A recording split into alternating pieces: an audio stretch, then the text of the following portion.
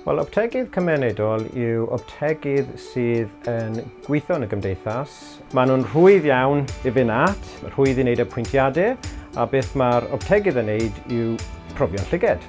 Mae gofal llygad y gymunedol nawr wedi symud ymlaen llawer yn y blynyddoedd diwethaf yma. Mae llawer mwy i gael a gwasanaethau lawer mwy eang dyddiau yma. Pethau fel llygad coch, llygad poenus, gweld dwbl, fflachau brychau. I ni nawr yn medru gweld y bobl hyn yn rhedeg am ddim i wneud profion mwy eang, i wneud yn siŵr bod popeth yn iawn.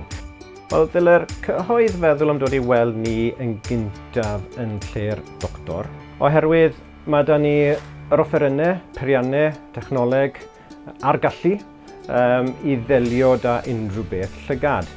A diwedd y dydd, fi wastad yn meddwl mae'r Meddyg Teulu, mae'r corff i gyd yn y feddwl am, na gyd i ni'n gwneud bob dydd i edrych ar y llygad. Cewch i weld yr optegydd.